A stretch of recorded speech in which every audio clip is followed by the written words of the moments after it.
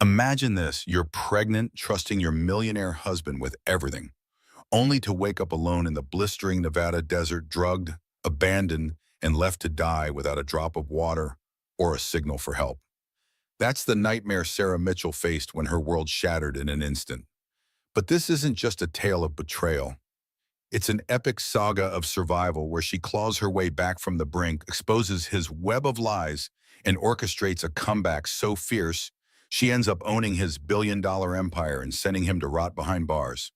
If stories of resilience, revenge, and empowerment fire you up like they do for millions who've overcome their own battles, smash that like button. If you're rooting for Sarah, drop a comment below.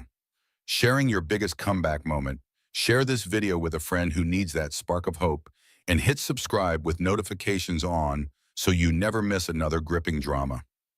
Buckle up, Sarah's journey is about to unfold. Sarah Mitchell stood before the floor-to-ceiling windows of their Malibu mansion, her hand resting protectively over her barely visible pregnancy pump. At 48, she had never imagined she'd be carrying her first child, but life had a way of surprising even the most careful planners. The Pacific Ocean stretched endlessly before her, its rhythmic waves a stark contrast to the turmoil brewing in her marriage. Another champagne toast to celebrate another billion. Alex called from behind her, his voice carrying that familiar note of arrogance that had begun to grate on her nerves.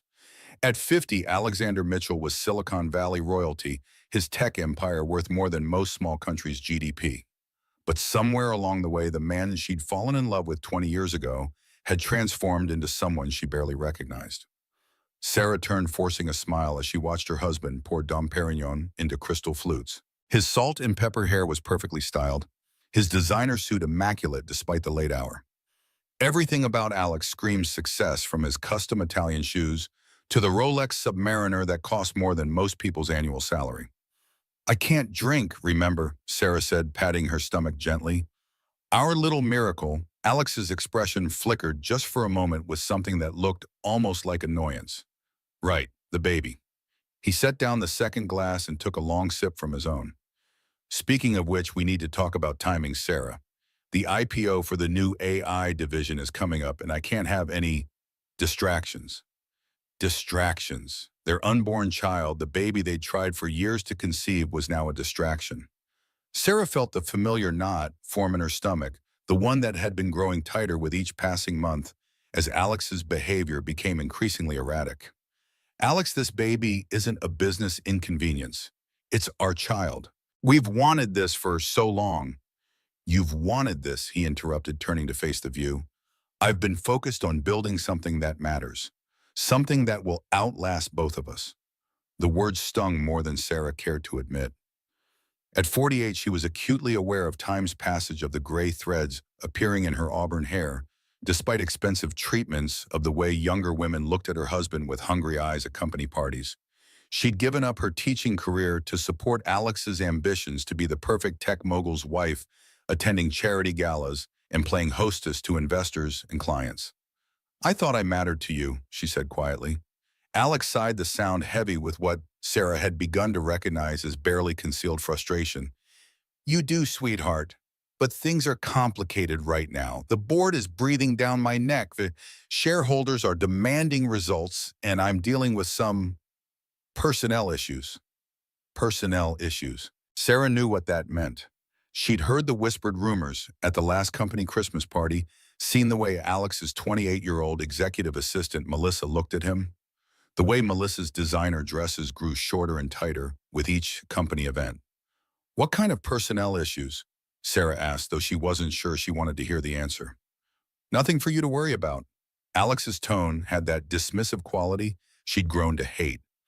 "Actually, I've been thinking we should take a trip, just the two of us, a little getaway before the baby comes and changes everything." Despite her growing unease, Sarah felt a flicker of hope. Maybe this was Alex's way of trying to reconnect, to rediscover what they'd lost, somewhere between his first million and his first billion. "Where were you thinking?" "The desert. Nevada. I know this amazing place completely off the grid. No phones, no internet, no distractions. Just us and the stars." Alex turned back to her, and for a moment his smile seemed genuine. "Like our early days when we used to go camping before I could afford five-star hotels." Sarah's heart softened despite her reservations. Those had been some of their happiest times, sleeping under the stars, talking about their dreams, making love with nothing but coyotes and crickets as witnesses. Maybe a millionaire left pregnant wife scenario was just her paranoid imagination running wild. Maybe Alex was trying to be romantic. That sounds wonderful, she said, moving to embrace him. When would we go? This weekend. I've already made the arrangements. Alex's arms felt stiff around her, but Sarah attributed it to work stress. Pack light. It's going to be hot out there. As they held each other, neither spoke of the elephant in the room, the growing distance between them, the late-night phone calls Alex took in his study, the way he'd started working out obsessively and updating his wardrobe. At 48, Sarah had learned to recognize the signs of a midlife crisis, but she'd never imagined it would threaten everything they'd built together. 3 days later, Sarah found herself in the passenger seat of Alex's Range Rover, watching the Nevada desert stretch endlessly in all directions. The landscape was beautiful in its harsh way, red rocks jutting from sandy earth, sparse vegetation clinging to life in the hostile environment. But as they drove deeper into the wilderness, Sarah began to feel uneasy. Alex, where exactly are we going? So we've been driving for hours. Patience, sweetheart. The best spots are always off the beaten path. Alex's hands gripped the steering wheel tightly, his knuckles white despite the casual tone. Trust me.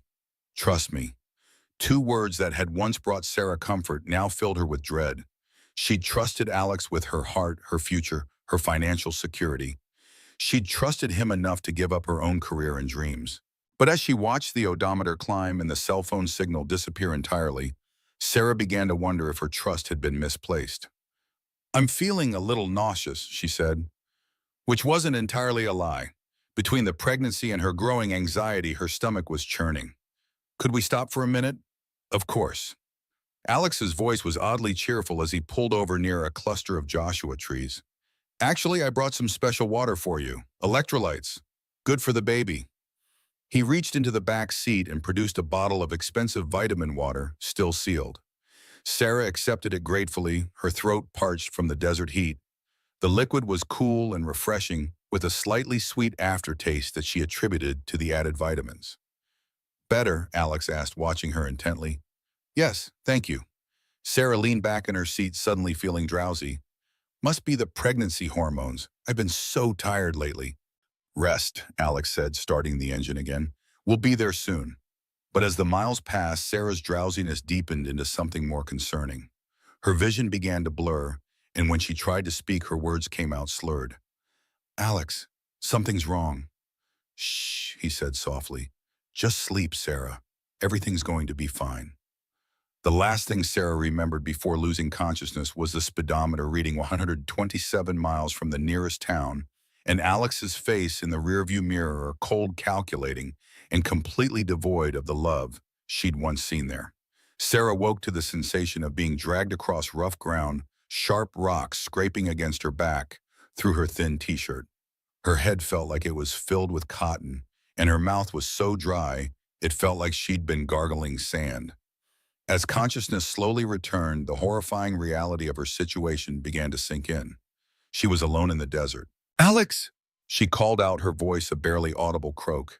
The sound seemed to disappear into the vast emptiness around her, swallowed by the hostile landscape.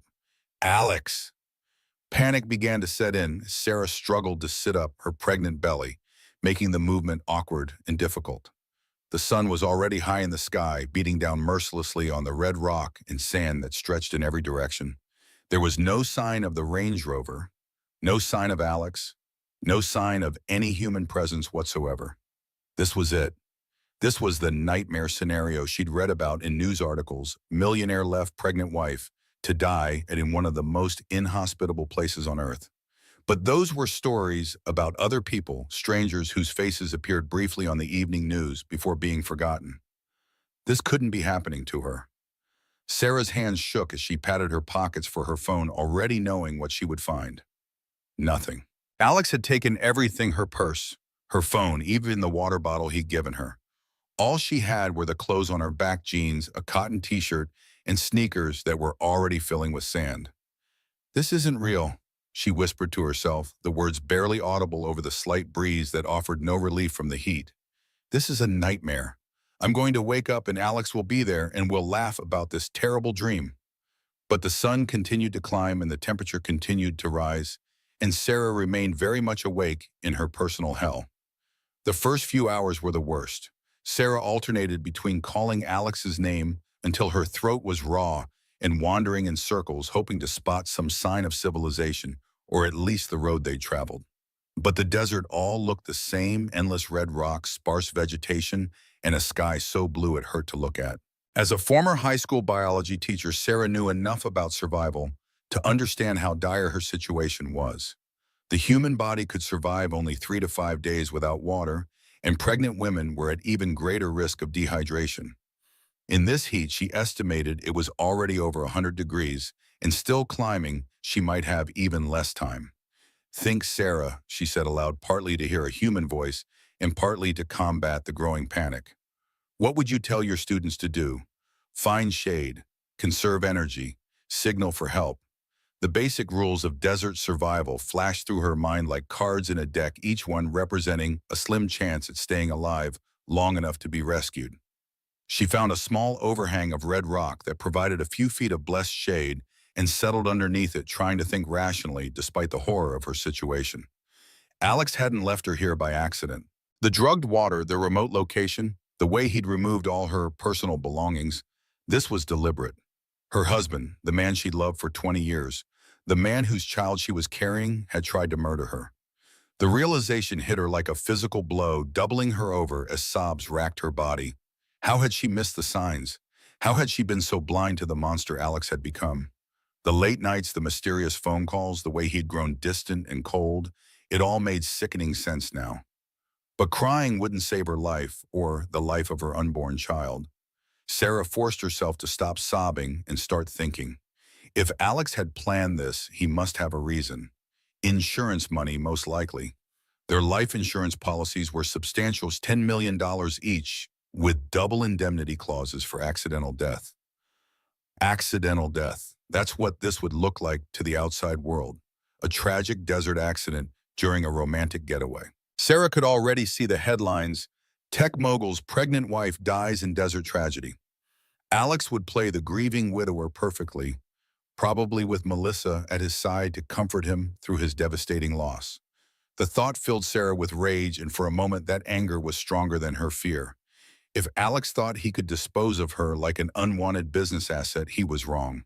She was going to survive this. She was going to make him pay. But first she had to live through the next few days. As the sun reached its zenith, the temperature soared past 120 degrees Fahrenheit. Sarah huddled in her meager shade, feeling the life being slowly baked out of her. Her lips were already cracking, and her t-shirt was soaked with sweat that evaporated almost as quickly as it formed. Around midday, she heard the sound she'd been praying for: the distant drone of an aircraft engine. Sarah scrambled out of her shelter, waving her arms frantically as a small plane passed high overhead. She screamed until her voice gave out, jumping and waving, but the plane continued on its course without any sign that the pilot had seen her. First peak of crushing disappointment, as the sound of the engine faded into the distance, Sarah collapsed to her knees in the sand, completely overwhelmed by the realization that her one chance at immediate rescue had vanished. The crushing weight of being utterly powerless hit her like a physical blow. She curled into a fetal position, sobbing uncontrollably as the reality sank in. She was going to die out here alone and forgotten with her unborn child. No one would even think to look for her for days, maybe weeks. Alex would make sure of that. The afternoon brought new torments. Sarah's water reserves, what little saliva she had left, were nearly gone, and her body was beginning to show signs of severe dehydration. Her skin felt tight and hot. Her headache was becoming unbearable, and worst of all, she'd begun to feel cramping in her abdomen. "No," she whispered, her hands moving protectively to her belly. "Please no, not the baby." But as the hours passed, the cramping intensified. Sarah had read enough pregnancy books to know what was happening. The stress, the dehydration, the extreme heat, her body was rejecting the pregnancy in a desperate attempt to preserve her own life. By late afternoon, Sarah was hallucinating. She saw mirages that looked like rescue helicopters shimmering in the distance before dissolving into heat waves. She heard Alex's voice calling her name, apologizing, begging for forgiveness. She saw their house in Malibu with its cool tile floors and panoramic ocean views. None of it was real. As the sun began to set, painting the desert sky in brilliant oranges and purples, Sarah felt her strength ebbing away. She'd stopped sweating hours ago, a bad sign that meant her body was conserving what little water it had left. Every breath was an effort, every heartbeat a struggle. She thought about her mother who died 5 years earlier from cancer. At least her mother had died surrounded by family in a hospital bed with pain medication and loving hands to hold. Sarah was going to Dicromite alone, her body food for vultures and coyotes. But as darkness fell and the desert temperature began to drop, something shifted inside Sarah. Maybe it was delirium, maybe it was desperation, but she felt a surge of determination that surprised her with its intensity. "I'm not going to die here," she said aloud, her voice barely a whisper, but filled with conviction. "I'm going to survive this. I'm going to make Alex pay for what he's done." The thought of revenge became her lifeline in those dark hours. As she shivered through the surprisingly cold desert night, temperatures dropping from over 120 degrees to below 50, Sarah planned her comeback. She would expose Alex for the monster he was. She would take everything he'd built and destroy him just as he tried to destroy her. She just had to live long enough to see it happen. Sarah's second day in the desert dawned with the promise of even more brutal heat. She'd managed to survive the night by staying active during the coldest hours, walking in circles to maintain her body temperature and conserve the precious calories her body needed to stay alive. But as the sun rose over the horizon like a malevolent eye, Sarah knew she was running out of time.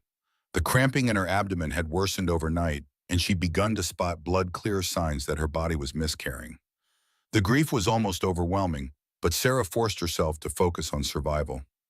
Mourning her lost child would have to wait until she was safe. Her lips were so cracked now that speaking was painful, and her skin had taken on an alarming grayish pallor. Sarah knew from her biology background that these were signs of severe dehydration and heat exhaustion. Without water, soon her organs would begin to shut down. But as the morning wore on, something extraordinary happened. Sarah heard voices, not the hallucinated whispers of the previous day, but real human voices carried on the desert wind. "There, do you see that? Is that a person? Oh my God, I think someone's hurt." Sarah tried to call out, but only a faint croak emerged from her damaged throat. She waved weakly from her shelter, praying that whoever was out there would see her. The voices grew closer, and soon Sarah could make out two figures approaching a middle-aged couple in hiking gear, their faces etched with concern and disbelief. Ma'am, can you hear me?" The woman dropped to her knees beside Sarah, her cool hand touching Sarah's burning forehead. "My God, Dave, she's burning up. How long has she been out here?" "I don't know," the man replied, already pulling out his satellite phone. "But we need to get her help now. Hello, this is an emergency. We need immediate medical evacuation." The next few hours passed in a blur of emergency vehicles, medical personnel, and concerned voices. Sarah drifted in and out of consciousness as paramedics worked to stabilize her, pumping IV fluids into her dehydrated body and monitoring her vital signs. "She's pregnant," she heard someone say. "Get Obi on the line. We need to know about the baby." Sarah tried to tell them it was too late, that she'd already lost the child, but the words wouldn't come. Her throat was too damaged, her body too exhausted from its fight for survival. The helicopter ride to the hospital was surreal, floating above the desert that had nearly killed her, watching it shrink away beneath them like a bad dream. Sarah pressed her face to the window, memorizing every detail of the landscape that would haunt her dreams for years to come. At Sunrise Medical Center in Las Vegas, Sarah was rushed into the emergency room, where a team of doctors and nurses took over her care. The next 24 hours were critical. Her body was shutting down from dehydration and heat exhaustion, and the medical team worked around the clock to save her life. Dr. Patricia Chen, the emergency room physician, sat beside Sarah's bed on the second day, her expression gentle but serious. "Mrs. Mitchell, you're incredibly lucky to be alive. A few more hours in that heat, and we wouldn't have been able to save you." Sarah's throat was still too damaged for normal speech, so she whispered, "The baby." Dr. Chen's face fell slightly.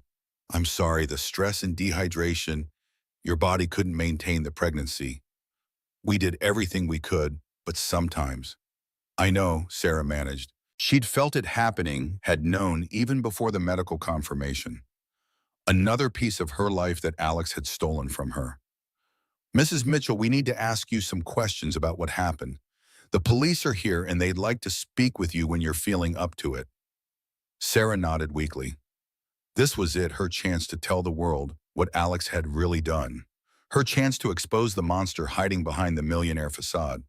Detective Maria Rodriguez was a woman in her early 50s with kind eyes and a no-nonsense manner that reminded Sarah of her own mother. She sat beside the hospital bed, recorder in hand, as Sarah recounted the horrific events of the past few days. Let me make sure I understand this correctly, Detective Rodriguez said after Sarah had finished her story. You're alleging that your husband, Alexander Mitchell, deliberately drugged you and left you to die in the desert. Yes, Sarah whispered. He drugged my water. He took my phone, my purse, everything. He left me there to die so he could collect on my life insurance. The detective's expression was carefully neutral. That's a very serious accusation, Mrs. Mitchell. Do you have any evidence to support these claims? Evidence? Of course they would need evidence.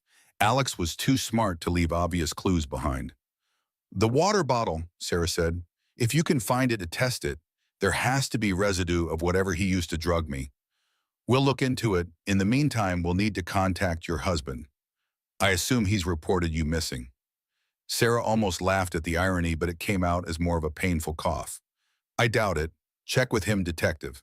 Ask him when he reported me missing. Ask him where he was when I was dying in the desert. What Sarah didn't know was that while she'd been fighting for her life, Alex had been implementing the next phase of his plan. He'd waited exactly 48 hours before calling the police to report Sarah missing, just long enough to establish that he'd been in Los Angeles conducting business and attending meetings with witnesses who could verify his alibi. His story was simple and believable. Sarah had gone for a walk during their desert camping trip and never returned. He'd searched for hours before finally driving back to civilization to get help.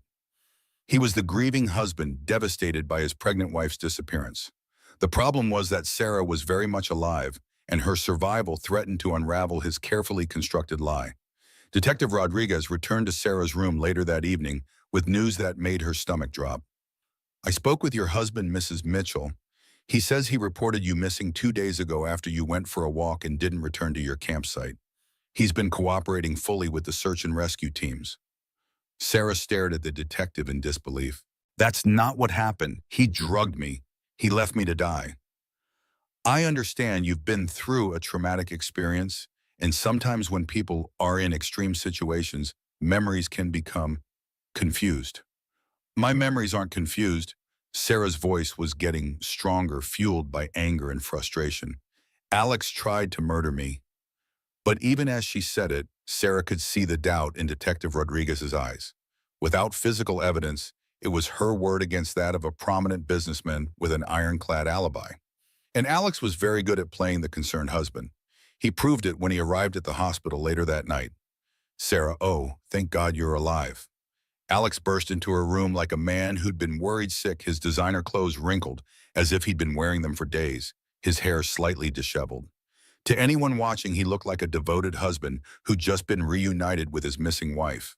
But Sarah could see through the performance. She could see the cold calculation in his eyes, even as tears rolled down his cheeks. I thought I'd lost you, he said, taking her hand in both of his. When you didn't come back from your walk, I searched everywhere. I was so scared. You drugged me, Sarah said quietly, so only he could hear. You left me to die. Alex's grip on her hand tightened almost imperceptibly, his fingers pressing against her IV line. You're confused, sweetheart. You've been through a terrible ordeal. Dr. Chen says trauma can affect memory. I remember everything. No. Alex said, his voice still gentle, but his eyes turning hard as flint. You remember being lost and scared. You remember hallucinating from the heat. But you don't remember taking that walk, do you? You don't remember telling me you needed some alone time to think about the baby. Sarah tried to pull her hand away, but Alex held on his thumb, pressing against the tender spot where her IV entered her vein. The pressure was just painful enough to be a warning. The desert can play tricks on your mind, Alex continued. Everyone knows that. The police understand that. The doctors understand that. Even the media will understand that. when they hear about your miraculous survival. The media. Sarah's heart sank as she realized what Alex was planning. He was going to spin this story, turn her miraculous rescue into a feel-good tale about a confused pregnant woman who got lost in the desert. Her accusations would be dismissed as trauma-induced delusions.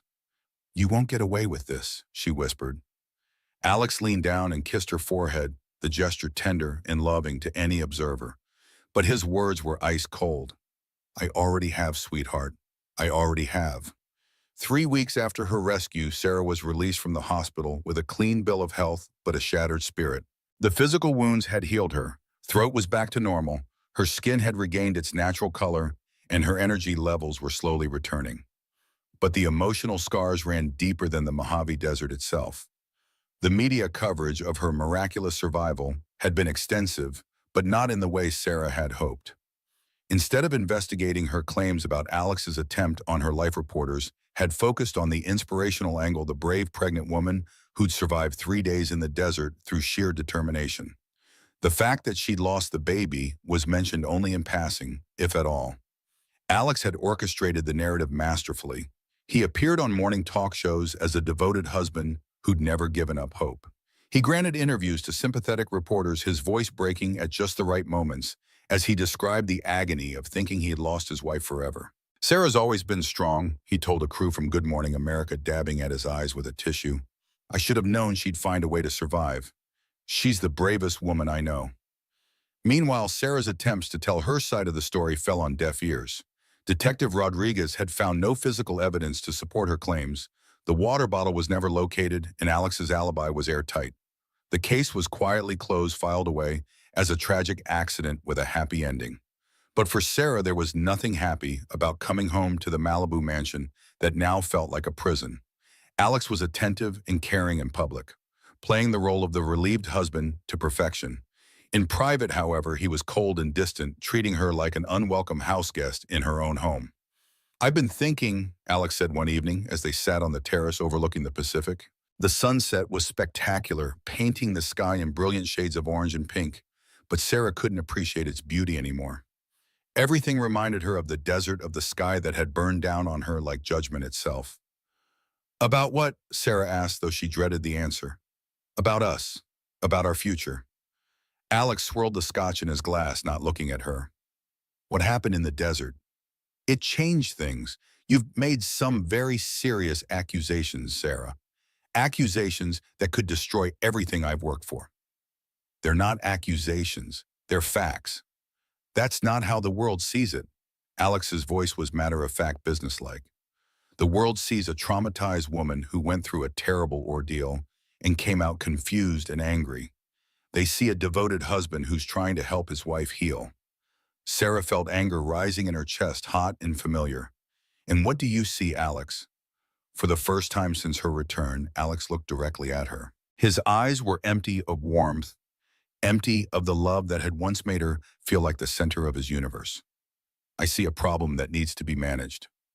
Managed, like a business crisis or a PR nightmare. Sarah realized with crystal clarity that she was no longer Alex's wife. In any meaningful sense, she was an obstacle to be overcome, a liability to be contained. "I want a divorce," she said quietly. Alex laughed, the sound harsh and bitter. "With what lawyer? With what money? Everything we have is in my name, Sarah. The house, the cars, the bank accounts, and all of it. You gave up your career, remember, for us, for our marriage." The truth of his words hit Sarah like a physical blow. In her eagerness to support Alex's dreams, she'd made herself completely financially dependent on him. She had no income, no savings in her own name, no assets she could claim in a divorce.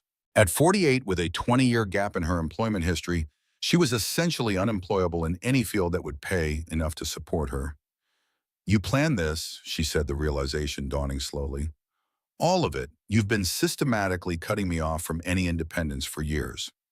"I've been taking care of you," Alex corrected. "Providing for you, making sure you had everything you could ever want. Except freedom. Freedom is overrated." Alex stood, finishing his scotch in one swallow. "I've hired someone to help you through this difficult time, a therapist who specializes in trauma recovery. Dr. Manning comes highly recommended." Sarah felt a chill run down her spine. I don't need a therapist. I need people to believe me. What you need is to be able to get past these delusions about what happened in the desert. What you need is to remember who you really are. My wife, my partner, the woman who helped me build this empire. Empire, that's what this was really about. Alex had built something magnificent, and he wasn't going to let anyone, not even his wife, threaten it. Especially not his wife, who knew too many of his secrets, who'd been by his side during the early days when he'd bent rules and broken laws to get ahead. Over the next few weeks, Sarah found herself trapped in an elaborate charade. Dr. Manning, the therapist Alex had hired, was a pleasant woman in her 60s who specialized in helping trauma victims recover from their ordeal. But it quickly became clear that her real job was to convince Sarah that her memories of the desert were false. Post-traumatic stress can cause very vivid false memories, Dr. Manning explained during one of their sessions. The mind trying to make sense of a traumatic experience can create elaborate scenarios that feel completely real to the patient. It wasn't a false memory, Sarah insisted. My husband tried to kill me. I understand that's how it feels to you. But consider the evidence: your husband's grief during your disappearance, his cooperation with police, the lack of any physical proof of your claims. Sometimes our minds create villains where none exist, especially when we're dealing with loss. The loss, the baby. Every session somehow circled back to Sarah's grief over her miscarriage, as if that explained everything else. As if losing a child could drive a woman to such delusions that she'd accuse her own husband of attempted murder. But Sarah knew what she knew, and she was beginning to understand that if she wanted justice, if she wanted her life back, she was going to have to fight for it alone. The first sign that Alex was moving forward with his life came 3 months after Sarah's return from the hospital. She was in the kitchen making coffee when she heard Alex on the phone in his study, his voice carrying through the partially open door. I know it's been difficult, baby, but things are finally calming down. Sarah's getting the help she needs, and soon we can be together properly. Baby, the endearment that should have been reserved for her for their lost child was being used for another woman. Sarah moved closer to the door, her heart pounding. I miss you too, Melissa, but we have to be careful. If the press gets wind of this now, it could ruin everything. Melissa, his assistant, the 28-year-old with this perfect body and ambitious eyes, who'd been circling Alex like a shark for months before Sarah's accident. Now Sarah understood why Alex had been so eager to get rid of her. He'd already chosen her replacement. Once the divorce is final, we can go public, Alex continued. But until then, we need to maintain the fiction that I'm a devoted husband helping his traumatized wife recover. Divorce. Alex was planning to divorce her, probably on grounds of mental incompetence or irreconcilable differences. He'd paint himself as the long-suffering husband who tried everything to save his marriage to a deeply disturbed woman. Sarah felt something crack inside her chest, not her heart breaking, but something harder and more dangerous. Her fear was crystallizing into rage, her despair transforming into determination. If Alex thought he could dispose of her like an outdated piece of software, he was about to learn just how wrong he was. But first, she needed to get out of the house that had become her prison. Sarah's first moment of believing she was safe, the opportunity came sooner than expected. Alex announced that he'd be traveling to Tokyo for a week-long business conference, leaving Sarah alone with the household staff. For the first time in months, she felt a glimmer of hope. This was her chance to gather evidence, to find proof of Alex's crimes, to start fighting back. She waited until Alex's plane was in the air before beginning her investigation. Years of living with a tech mogul had taught her a few things about digital security, and Alex's arrogance had made him careless about his personal devices. He'd left his home computer logged in, trusting that Sarah was too broken and medicated to pose any threat. His trust was misplaced. Sarah spent 3 days going through Alex's files, his emails, his financial records. What she found was worse than she'd imagined. Alex hadn't just tried to kill her, he'd been systematically embezzling money from his own company for years, hiding millions in offshore accounts that Sarah never knew existed. More damning still were the emails between Alex and Melissa, dating back over a year before Sarah's accident. Their affair had been going on much longer than Sarah had suspected, and their messages revealed the true scope of Alex's plan. Once Sarah is out of the picture, we can restructure everything, Alex had written. The company will be ours, the money will be ours, and we'll never have to look back. What about the investigation? Melissa had replied. What if someone figures out what really happened? They won't. I've been planning this for months. By the time anyone realizes Sarah didn't just get lost, it'll be too late to prove anything. Sarah printed everything. Bank records, emails, financial statements, every piece of evidence that proved Alex was not just an attempted murderer, but a thief as well. She hid the documents in a safety deposit box at a bank across town, using the last of her personal savings to rent it. For the first time since her rescue, Sarah felt like she had power. She had weapons to use against Alex, evidence that could destroy him, just as surely as he tried to destroy her. The bigger twist that demolished her win. But when Alex returned from Tokyo, Sarah learned just how thoroughly she'd underestimated him. I know what you've been doing, he said, without preamble, walking into their bedroom where Sarah was pretending to read. I know about the bank records. I know about the safety deposit box. Sarah's blood turned to ice. I don't know what you're talking about. Alex pulled out his phone and showed her a series of photographs, pictures of her entering the bank, pictures of her at the printing shop, pictures of her hiding documents in the safety deposit box. Someone had been following her, documenting her every move. Did you really think I wouldn't have you watched? Did you really think I'd leave anything to chance? Alex's voice was calm, almost amused. I built $1 billion empire, Sarah. I didn't get here by being careless. Those documents prove you tried to kill me. They prove you have been stealing from your own company. Those documents prove nothing. Alex sat down on the edge of the bed, his proximity making Sarah's skin crawl.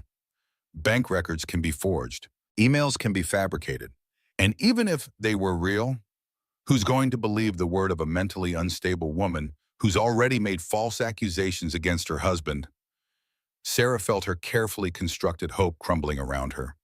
People will listen.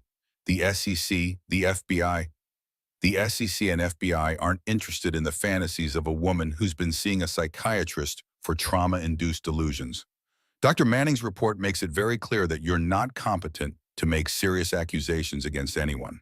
Dr. Manning, the therapist Alex had hired, the woman Sarah had trusted with her deepest fears and suspicions. She'd been reporting everything back to Alex, helping him build a case for Sarah's mental incompetence. You can't do this, Sarah whispered. I can do whatever I want, Alex replied. I have money, power, and influence. You have the medical records of a woman who tried to accuse her own husband of attempted murder. Who do you think people are going to believe? As Alex left the room, Sarah realized the full scope of her predicament. She wasn't just fighting for justice anymore. She was fighting for her sanity, her freedom, her very identity. Alex had constructed an elaborate prison around her, one made not of bars and walls, but of lies and manipulation and institutional bias. But Sarah had survived 3 days in the desert. She'd stared death in the face and refused to blink. If Alex thought he could break her spirit as easily as he'd broken their marriage vows, he was about to learn that some women, when pushed to their absolute limit, don't break, they transform. The first catastrophe struck exactly 1 week after Alex's return from Tokyo. Sarah woke to find 2 men in dark suits standing in her bedroom, their badges identifying them as agents from the FBI's white-collar crime division. Sarah Mitchell, the taller agent said, "We're here regarding allegations of securities fraud and conspiracy to commit embezzlement against Mitchell Technologies." Sarah's heart leaped with hope. Someone had finally listened to her evidence. "Yes, that's right. I have documents that prove—" "Ma'am, you're under arrest." The words didn't make sense at first. Sarah stared at the agents in confusion, sure she'd misheard. "I'm sorry, what?" "You're under arrest for securities fraud, embezzlement, and making false accusations against a federal investigation." The second agent stepped forward with handcuffs. "You have the right to remain silent." The world tilted on its axis as Sarah realized what was happening. Somehow, impossibly, she was being arrested for the crimes she'd tried to expose. As the handcuffs clicked around her wrists, she saw Alex standing in the doorway of their bedroom, his face a perfect mask of shocked concern. "I don't understand," he said to the agents. "My wife has been struggling with mental health issues since her accident. I had no idea she was involved in anything illegal." "Your wife has been systematically stealing from your company for the past 18 months, the first agent replied. "She used her access to your accounts to transfer funds to offshore holdings. We have bank records showing over $3 million in fraudulent transactions." $3 million, the exact amount Sarah had seen in Alex's secret accounts. Somehow he'd managed to transfer his crimes onto her to make it look like she was the one stealing from Mitchell Technologies. That's not true, Sarah said, but even to her own ears, her voice sounded weak and desperate. He's the one who's been embezzling. I have proof. Ma'am, we have your digital fingerprints on all the fraudulent transactions. We have bank records in your name. We have testimony from multiple witnesses about your erratic behavior since your desert accident. As they led her from the house in handcuffs, Sarah caught a glimpse of Melissa standing beside Alex's car in the driveway. The younger woman was wearing a conservative suit and a concerned expression, playing the role of the loyal employee worried about her boss's troubled wife. But Sarah could see the triumph in her eyes, the satisfaction of a predator who'd successfully eliminated her competition. The media circus that followed was brutal. The same reporters who'd celebrated Sarah's miraculous desert survival now painted her as a mentally unstable criminal who tried to frame her devoted husband for her own crimes. The headlines were devastating. Desert survivor Sarah Mitchell arrested for embezzling millions. Tech mogul's wife from miracle to criminal. Was Sarah Mitchell's desert ordeal an elaborate hoax? That last headline cut the deepest because it suggested what Sarah had feared all along, that people were beginning to question whether her desert experience had been real at all. Alex's lawyers had done their work well, planting seeds of doubt about every aspect of Sarah's story. Second consecutive catastrophe. Sarah spent 3 days in county jail before her lawyer, a overworked public defender named James Carmichael, managed to get her released on bail.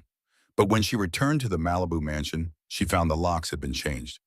"I'm sorry, Mrs. Mitchell," said the security guard who met her at the gate. "Mr. Mitchell has obtained a restraining order. You're not allowed on the property." "This is my home," Sarah protested, though even as she said it, she knew how hollow the words sounded. Nothing was hers anymore. Alex had made sure of that.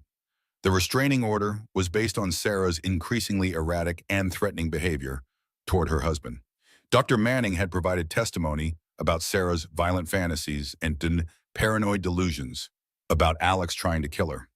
The judge had found the evidence compelling enough to bar Sarah from her own home and freeze her access to their joint accounts pending the outcome of her criminal trial. Sarah found herself standing on the Pacific Coast Highway with nothing but the clothes on her back and a legal system stacked against her. At 48, with no job, no money, and no place to live, she was essentially homeless. The irony wasn't lost on her. Alex had failed to kill her in the desert, so he'd found a more sophisticated way to destroy her. He'd turned her into a criminal, a pariah, a cautionary tale about the dangers of trauma-induced mental illness. Sarah spent that first night in a motel room paid for with her lawyer's credit card, staring at the water-stained ceiling and trying to figure out how her life had gone so spectacularly wrong. 6 months ago, she'd been a wealthy wife looking forward to motherhood. Now she was a pregnant widow, no worse than a widow, because at least widows commanded sympathy. She was a criminal defendant facing years in prison for crimes she hadn't committed. Third consecutive catastrophe. The final blow came just as Sarah was beginning to think she'd hit rock bottom. Her mother, Margaret, had been her only source of emotional support since the arrest. At 72, Margaret was still sharp as a tack and fiercely protective of her only daughter. She'd been planning to mortgage her own house to help pay for Sarah's legal defense. The call came at 3 a.m. "Is this Sarah Mitchell?" The voice belonged to a tired-sounding doctor at Cedars-Sinai Medical Center. "Yes. I'm calling about your mother, Margaret Thompson. She was brought to our emergency room tonight after suffering a massive heart attack. I'm sorry to have to tell you this, but she didn't survive." The phone slipped from Sarah's numb fingers, clattering to the floor of the dingy motel room. Her mother, the one person who'd never doubted her story, who'd believed every word about Alex's betrayal, was gone. The official cause of death was acute myocardial infarction, but Sarah knew the truth. Her mother had died of stress, of the grief and shock of watching her daughter's life destroyed by lies and manipulation. Alex hadn't just killed Sarah's unborn child and stolen her life, he'd killed her mother too. The funeral was a small, pathetic affair. Sarah's few remaining friends stayed away, either believing the media narrative about her crimes or simply unwilling to be associated with someone facing federal charges. Sarah sat alone in the front pew of the chapel wearing a black dress borrowed from her lawyer's wife, watching as they lowered the only person who'd ever truly loved her into the ground. Second peak of crushing disappointment. After the funeral, Sarah returned to her motel room and experienced what she would later remember as the darkest moment of her life. Sitting on the edge of the lumpy mattress, surrounded by the debris of her destroyed existence, she felt the full weight of her powerlessness crushing down on her like a physical force. Alex had won. He'd taken everything: her home, her money, her freedom, her reputation, her child, her mother. He'd turned her into a broken shell of a woman feared and pitied in equal measure. She was utterly alone, utterly defeated, utterly without hope for the future. For the first time since her rescue from the desert, Sarah seriously considered ending her own life. It would be so easy: a handful of pills, a peaceful sleep, and an end to the nightmare her existence had become. At least in death, she'd be reunited with her mother and her unborn child. At least she'd be free from Alex's carefully constructed hell. She actually went as far as collecting the various prescription medications she'd been given for pain and anxiety since her rescue. Spread out on the motel room's small table, they represented a final escape from the impossible situation Alex had trapped her in. But as Sarah sat there contemplating her own death, something her mother had said during one of their last conversations came back to her. "That bastard may have knocked you down, sweetheart, but you're a Thompson woman. We don't stay down, we get back up, and we make the people who hurt us regret they were ever born." Sarah looked at the pills, then looked at herself in the cracked mirror above the motel room's dresser. She saw a 48-year-old woman who'd been beaten down by circumstances beyond her control, but she also saw something else: a spark of defiance that Alex hadn't been able to extinguish. She was done being a victim. It was time to become something else entirely. Sarah swept the pills into the trash and opened her laptop, one of the few possessions she'd managed to keep. If Alex thought he'd destroyed her completely, he was about to learn the difference between defeating someone and destroying them. The millionaire left pregnant wife to die in the desert. But the woman who'd survived those 3 days in hell wasn't the same person who'd been abandoned there. She was harder now, smarter, and infinitely more dangerous than Alex had ever imagined. It was time for her comeback to begin. 6 months after her mother's funeral, Sarah had become someone she barely recognized. Living in a series of cheap motels and low-rent apartments, she'd learned to survive on generic ramen and day-old bread from discount grocery stores. Her auburn hair, once professionally styled and colored every 6 weeks, now showed gray roots that she couldn't afford to maintain. The designer clothes had been sold or given away, replaced by thrift store finds and hand-me-downs from charitable organizations. But beneath the surface, changes something far more profound had occurred. The wealthy housewife who'd once worried about which charity gala to attend was gone, replaced by a woman who understood what it meant to fight for survival every single day. Sarah's criminal trial had been postponed twice due to procedural issues, a delay that her lawyer, James Carmichael, assured her was working in their favor. "The longer this drags out, the more time we have to find inconsistencies in their case," he explained during one of their meetings in his cramped downtown office. But Sarah wasn't content to wait for the legal system to save her.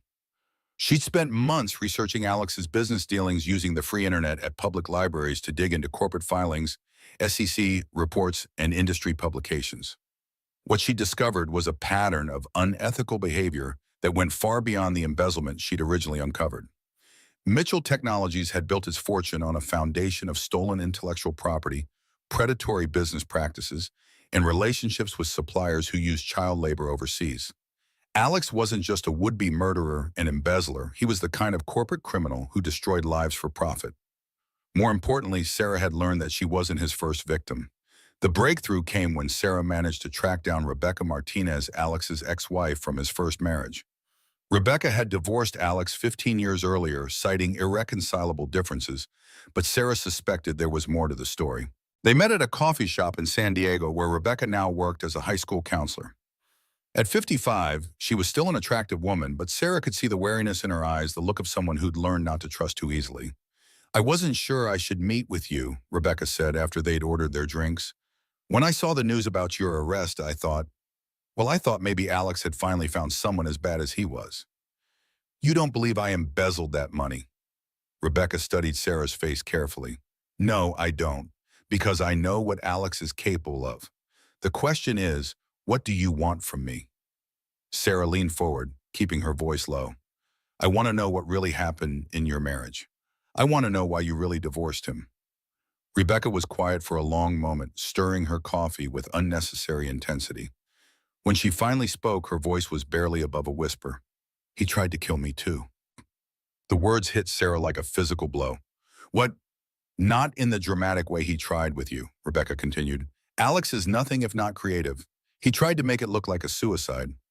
Rebecca told her story in halting sentences, describing how Alex had systematically isolated her from friends and family, convinced her that she was mentally unstable, and finally arranged what was supposed to look like an overdose of antidepressants. I only survived because my sister came home early from work that day. She found me unconscious and called 911. Rebecca's hands were shaking as she spoke. Alex played the grieving husband perfectly, told everyone I'd been struggling with depression, that he'd tried to get me help, but I'd refused. Why didn't you press charges? With what evidence Alex had documented every mood swing, every argument, every moment of despair he'd driven me to. He had witnesses who could testify that I'd seemed unstable doctors who treated me for depression and anxiety. Sound familiar? It sounded very familiar. Alex's playbook hadn't changed much in 15 years. He'd just refined his technique. How did you get away from him? I took the divorce settlement and disappeared. Changed my name, moved across the country, started over completely. I was 38 and had nothing but the clothes on my back, but I was alive. Rebecca met Sarah's eyes. The question is, what are you going to do with this information? Sarah had been thinking about that question for months. Going to the police was pointless. They'd already dismissed her accusations as the fantasies of a disturbed woman. The media had branded her a criminal and a liar. The legal system was stacked against her. But Alex had made one crucial mistake. He'd underestimated her intelligence, her resourcefulness, and her capacity for long-term planning. He'd thought that breaking her spirit would be enough to neutralize the threat she posed. He was wrong. I'm going to destroy him, Sarah said quietly. I'm going to take everything he's built and tear it down piece by piece. Rebecca smiled for the first time since they started talking. Good. If you need any help, you know where to find me. Over the next several months, Sarah began to build her case not for the courts, which had already failed her, but for something more ambitious. She started documenting everything: Alex's history of violence against women, his company's illegal business practices, his embezzlement of funds that she could prove had been ongoing for years before her supposed crimes. But documentation wasn't enough. Sarah needed allies, and she found them in unexpected places. The first was David Chen, a former Mitchell Technologies employee who'd been fired for asking too many questions about the company's overseas operations. David was a brilliant software engineer who'd grown disgusted with Alex's willingness to profit from human misery. I tried to go public about the child labor issue, David told Sarah during their first meeting at a diner in Chinatown. Alex destroyed my career, made sure I couldn't get hired anywhere in Silicon Valley, but I kept copies of everything. David had documentation of Mitchell Technologies' relationships with suppliers who used forced child labor, environmental violations that had been covered up with bribes, and safety violations that had resulted in worker deaths. It was a treasure trove of evidence that could bring down not just Alex, but his entire company. The second ally was Maria Santos, a journalist who'd been investigating corporate malfeasance for the past decade. Maria had initially been interested in Sarah's story as a human interest piece: woman rebuilds life after false accusations. But when Sarah showed her the evidence she'd been gathering, Maria's interest shifted to something much bigger. This isn't just about your personal revenge, Maria said during one of their clandestine meetings. This is about corporate accountability, about justice for people who've been victimized by predatory capitalism. Maria had the connections and resources to turn Sarah's evidence into front-page news, but she needed more than documentation. She needed witnesses smoking guns, and most importantly, she needed Alex to make a mistake. Sarah's opportunity came when Mitchell Technologies announced its plan to go public with a massive IPO. Alex was positioning himself as the visionary CEO who'd built an ethical tech company from the ground up, a leader who represented the new generation of socially conscious business practices. The irony was so thick, it was almost choking, but it also represented Alex's moment of maximum vulnerability. Public companies faced much more scrutiny than private ones, and an IPO would put Mitchell Technologies under a microscope that Alex couldn't control. He's going to have to make his financials public, David explained during one of their strategy sessions. Independent auditors, SEC filings, investor disclosure requirements. It's going to be very hard to hide the money trail. Sarah felt the first genuine smile she'd experienced in months cross her face. Alex's greed and ambition were about to become his downfall. He wanted to be a billionaire to join the ranks of tech moguls who commanded global respect and influence. Instead, he was going to become the poster child for corporate corruption. But Sarah's plan required one more element she needed to get inside Mitchell Technologies to gather evidence from within the company itself. And for that, she was going to need to become someone else entirely. False security number one. The opportunity presented itself when Sarah learned that Mitchell Technologies was hiring for a new position in their compliance department, a role created specifically to address investor concerns about corporate governance ahead of the IPO. Sarah knew she couldn't apply under her own name. A simple background check would reveal her connection to Alex and her pending criminal charges. But with help from some of David's contacts in the hacker community, she was able to create a new identity. Susan Morrison, a compliance specialist with 15 years of experience at various tech companies. The fake resume was perfect, backed up by manufactured references and a carefully constructed online presence. Susan Morrison had no connection to Sarah Mitchell, no criminal record, no history with Alex or his company. The interview process was thorough, but Sarah's years of living with Alex had given her an insider's understanding of corporate culture and tech industry jargon. She sailed through 3 rounds of interviews, impressing the hiring committee with her knowledge of regulatory compliance and her apparent passion for ethical business practices. When Mitchell Technologies offered Susan Morrison the position of Senior Compliance Officer, Sarah felt her first real taste of victory since her rescue from the desert. She was going to infiltrate Alex's company, gather evidence from the inside, and use his own systems against him.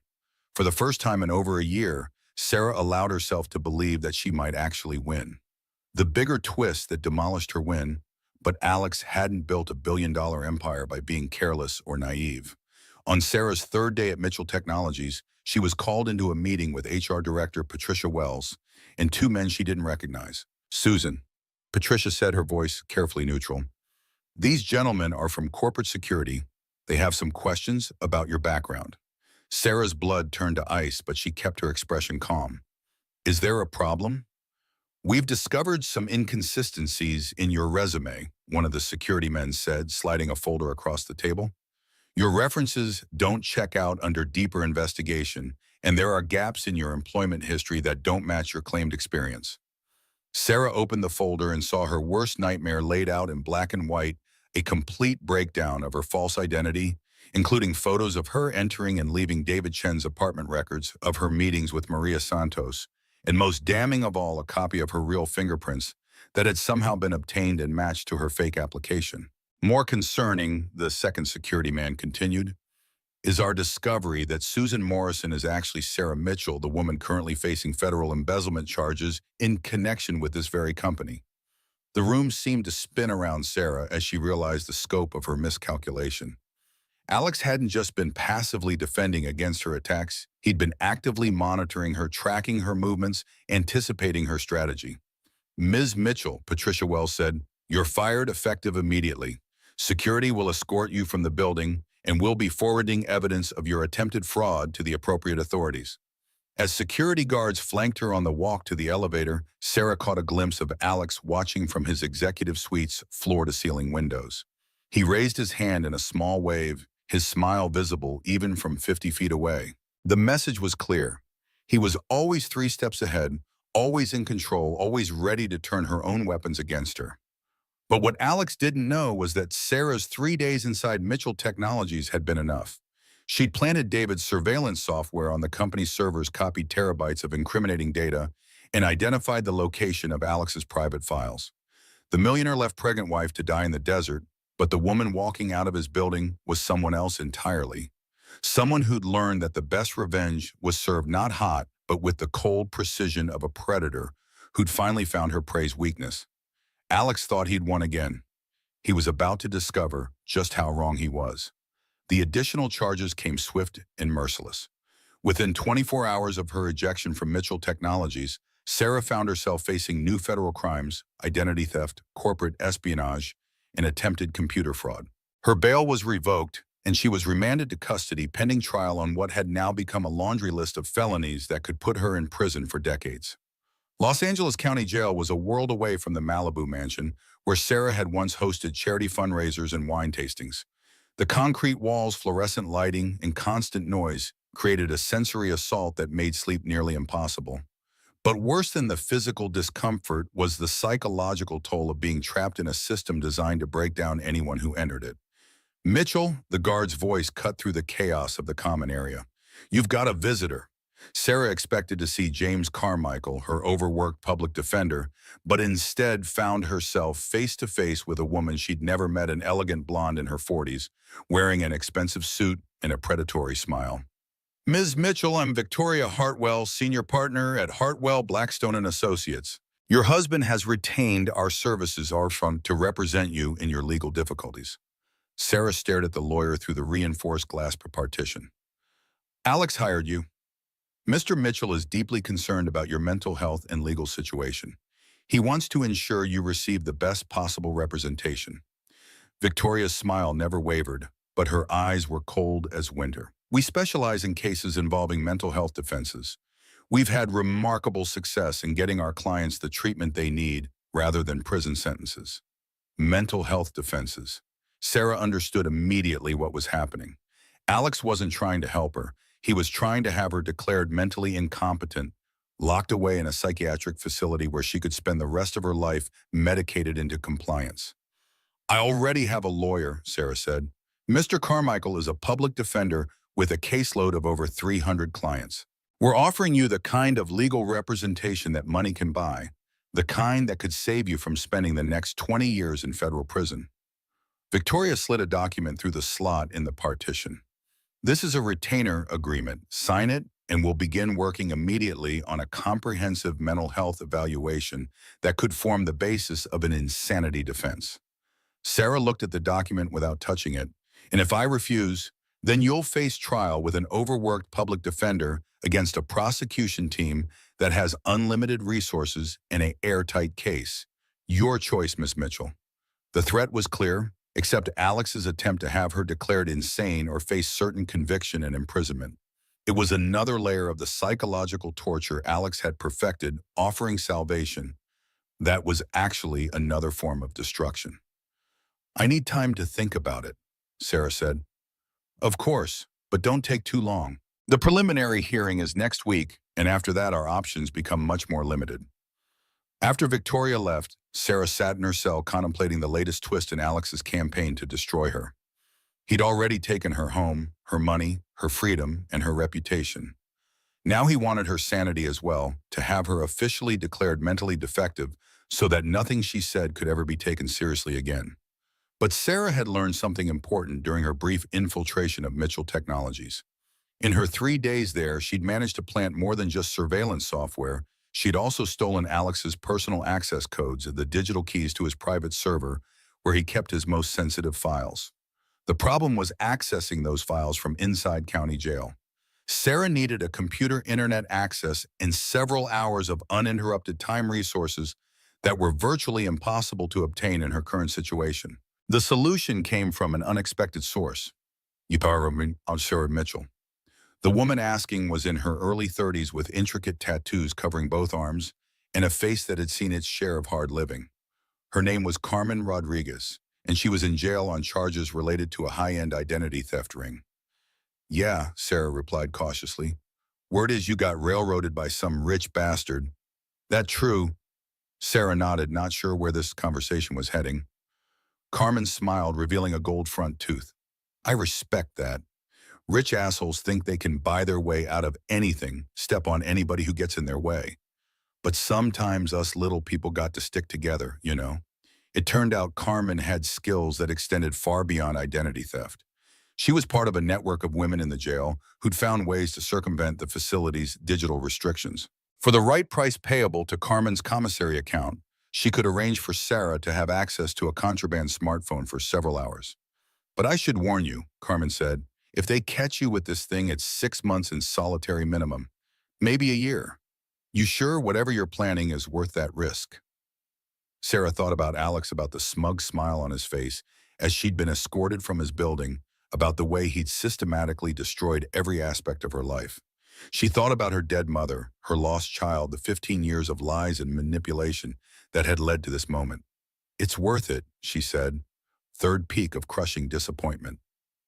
The smartphone Carmen provided was a battered Android device with a cracked screen, but it had internet access and enough processing power to run the hacking tools David Chen had taught her to use. Sarah waited until 3 a.m. when the guards were least likely to conduct random cell searches before powering up the device and beginning her infiltration of Alex's private server.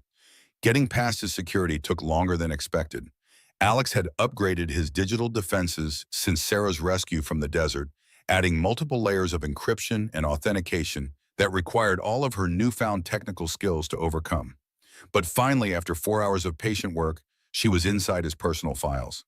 What she found there was worse than anything she'd imagined. Alex hadn't just tried to kill her and his first wife, there had been others. A business partner who died in a skiing accident after threatening to expose Alex's fraudulent accounting practices. A whistleblower who'd committed suicide by jumping from a bridge despite having no history of mental illness.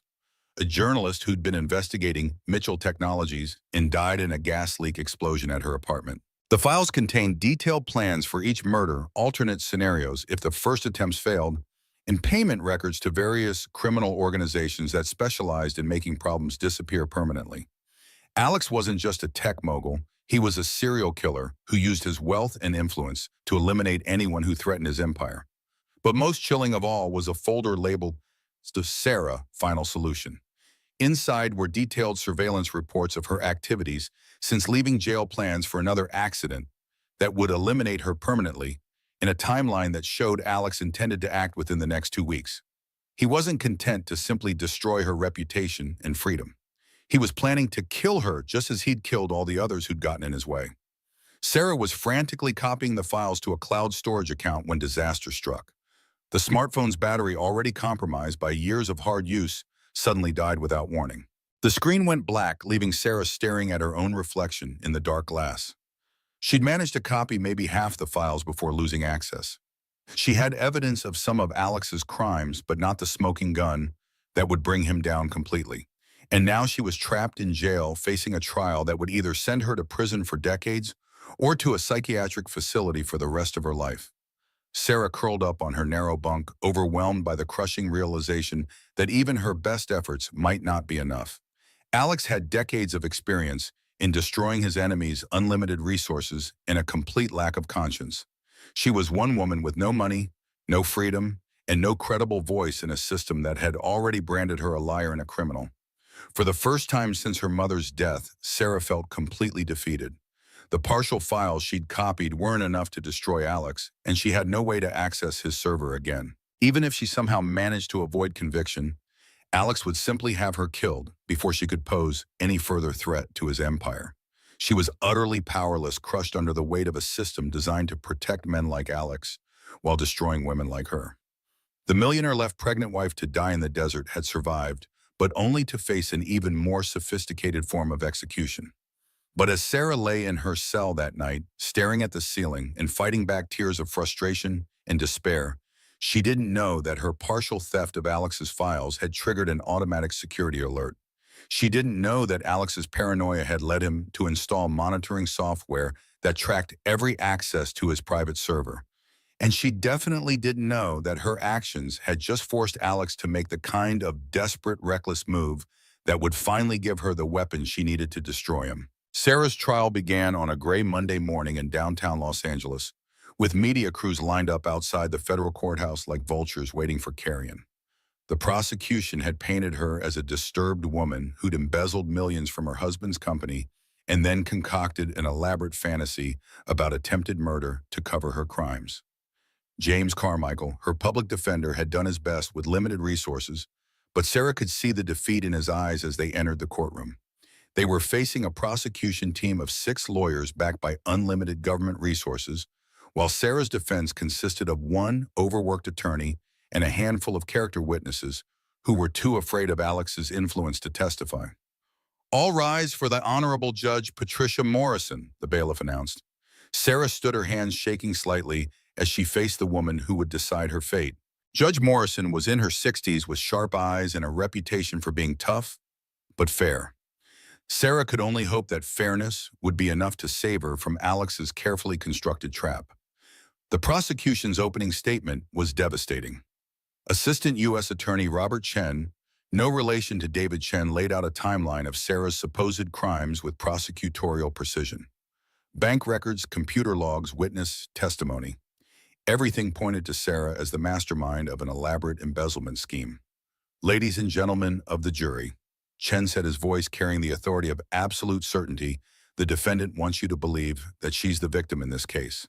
She wants you to believe that her loving husband, a man who built $1 billion company from nothing, tried to murder her in the desert and then framed her for embezzlement. But the evidence will show that Sarah Mitchell is a disturbed woman who stole millions of dollars and then created an elaborate fantasy to avoid responsibility for her crimes. When it came time for Carmichael's opening statement, Sarah could see the jury had already made up their minds. Her lawyer did his best to create reasonable doubt, but without concrete evidence of Alex's crimes, he was essentially asking the jury to believe in a vast conspiracy for which there was no proof. The first week of testimony was a parade of prosecution witnesses, bank officials, computer experts, Mitchell Technologies employees, all testifying to Sarah's guilt with scientific precision. The evidence was overwhelming because it was real. Alex had actually committed the embezzlement, then transferred the evidence to make it appear as if Sarah was responsible. But on the 7th day of the trial, something unexpected happened. Sarah was sitting in her cell after another devastating day of testimony when Carmen Rodriguez approached her with an excited expression. "You got a visitor," Carmen said, "but this one's different. She says she's got information about your case that could change everything." The visitor was Maria Santos, the journalist Sarah had been working with before her arrest. Maria looked exhausted, her usually perfect appearance disheveled, but her eyes were bright with the kind of excitement that came from breaking a major story. "Sarah, I've been working on your case for months," Maria said through the reinforced glass partition. "I couldn't get anyone to listen to me before, but something's changed. Alex made a mistake." "What kind of mistake?" Maria leaned forward, lowering her voice even though they were surrounded by the noise of the visitor's room. 3 days ago, David Chen was found dead in his apartment. Apparent suicide, according to the police. But David wasn't suicidal, Sarah. He was excited about the evidence he'd gathered, confident that he could help bring Alex down. Sarah felt ice water flow through her veins. David Chen, the software engineer who'd been helping her, who'd provided her with the tools to hack into Alex's office's systems, was dead.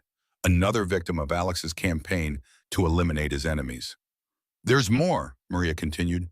"David was smart. He knew he was taking risks by helping you, so he set up a dead man's switch, an automated system that would release all of his evidence if anything happened to him." "What kind of evidence?" "Everything. Financial records showing years of embezzlement by Alex, not you. Communication logs proving that Alex's affair with his assistant started months before your dessert incident. Most importantly, security footage from Mitchell Technologies showing Alex personally accessing the systems used to transfer the stolen money to accounts in your name." Sarah's heart began to pound. Why hasn't this come out before? Because David's dead man's switch was designed to activate 72 hours after his death, and only if he failed to check in with the system. The evidence was released to the FBI, the SEC, and every major media outlet this morning. Sarah could hardly believe what she was hearing. The smoking gun she'd been desperately seeking had been in David's possession all along, and his murder had triggered its release.